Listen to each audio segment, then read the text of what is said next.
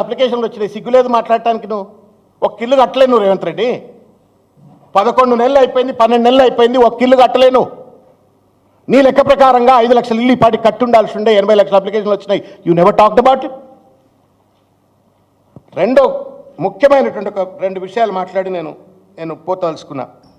తొక్కుకుంటా వచ్చినా అని చెప్పని మాట్లాడి. ఎవరిని దొక్కినావు నువ్వు?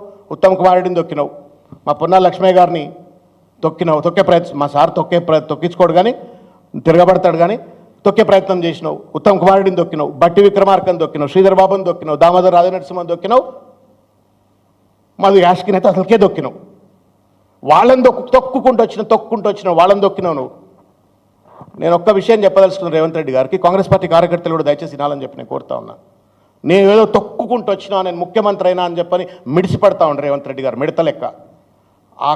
నువ్వు ముఖ్యమంత్రి అయిన దాని వెనుక అనేక మంది, లక్షల మంది కార్యకర్తల యొక్క కష్టం ఉంది, వాళ్ళ త్యాగం ఉంది, వాళ్ళ పోరాటం ఉంది. చేతికి జెండా పట్టుకొని జబ్బలు తినకపోయినా 10 సంవత్సరాల అధికారం లేకపోతే కొట్లాడినరు.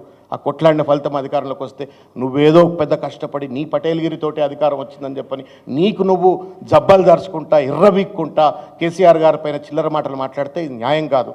రెండోది, కేసీఆర్ అరే కేసీఆర్ను పట్టించుకోనడితే సోనియా గాంధీ కేసీఆర్ గారు ఇంటికి వచ్చింది. ఇవాళ రేవంత్ రెడ్డి ఢిల్లీలో ఉన్న ఇంటిలో సోనియా గాంధీ గారు వచ్చి కేసీఆర్ గారి దగ్గర కూర్చొని బతలాడి 2014లో ఆయనతో పొత్తు పెట్టుకున్నారు, 2004లో పొత్తు పెట్టుకున్నారు. ఎక్కడ పోయింది ఇదంతా? కాబట్టి ఇట్లా చిల్లర మాటలు మాట్లాడి దయచేసి రేవంత్ రెడ్డి గారు, యువర్ చీఫ్ మినిస్టర్, మీకు ఇష్టమున్నా ఇష్టం లేకపోయినా, మాకు ఇష్టం లేకపోయినా మీరు ముఖ్యమంత్రి హోదాను అగౌరవపరచకండి. ఇచ్చిన వాగ్దానాలు అనేకమున్నాయి. డబుల్ బెడ్రూమ్ ఇళ్ళు కావచ్చు, లేకపోతే పెన్షన్లు కావచ్చు, 420 వాగ్దానాలు ఉన్నాయి.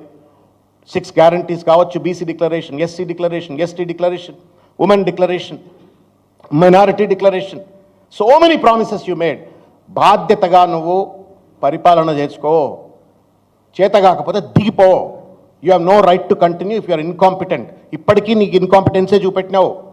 20,000 కోట్ల రూపాయల రెవెన్యూ డెఫిసిట్ ఉందంటే నువ్వు చేతగాని వాడివి అన్నట్టు స్పష్టమైంది. పెంచు, సంపద పెంచు, సంపద పంచు. That's what KCR has done. 1,00,000 కోట్ల రూపాయల బడ్జెట్ ఉన్నటువంటిది 3.5 లక్షల కోట్ల రూపాయల బడ్జెట్ తీసుకుపోయిండు. 7 కోట్ల రూపాయల బడ్జెట్ పెంచు. కానీ చిల్లర మల్లర మాటలు మాట్లాడి ఇవాళ నువ్వు పలచన అవుతూ సమాజాన్ని, తెలంగాణ రాజకీయ వ్యవస్థను పలచన చేయొద్దు అని చెప్పని రేవంత్ రెడ్డి గారికి నేను విజ్ఞప్తి చేస్తూ ఉన్నాను. దయచేసి చిల్లర మాటలన్నీ కూడా బంద్ చేయాలని చెప్పి నేను కోరుతా ఉన్నా. చివరికి ఒక మాట మాట్లాడుతుండే, ఏదో బెల్ట్ షాపులు ఉన్నాయి, తాగుబోతుల తెలంగాణ అయిపోయిందని చెప్పని. నీకు దమ్ముంటే రేవంత్ రెడ్డి, నేను మళ్ళీ కూడా అడుగుతున్నా, బెల్ట్ షాపులు బంద్ చేద్దాం. We are already from this forum, we are telling you, belt షాపులు బంద్ చేద్దాం. నువ్వు బంద్ చేస్తావా? నీకు పటేల్గిరి ఉందా? నీకు ఆ ధైర్యం ఉందా? బంద్ చేయి. బెల్ట్ షాపులు బంద్ చేయవా? ఎవడొద్దు అంటున్నాడు? తాగుబోతులైనరు అని చెప్పని ఊకే ప్రతి మీటింగ్లో కొడుతున్నావు కదా. నిజంగానే నీకు మహిళల పట్ల ప్రేమ ఉంటే, 1 కోటి మంది మహిళలను కనుక నిజంగానే ధనవంతులు చేయాలని చెప్పాలనుకుంటే, వ్యాపారవేత్తలు చేయాలనుకుంటే, ఆ మహిళల పక్షాన బెల్ట్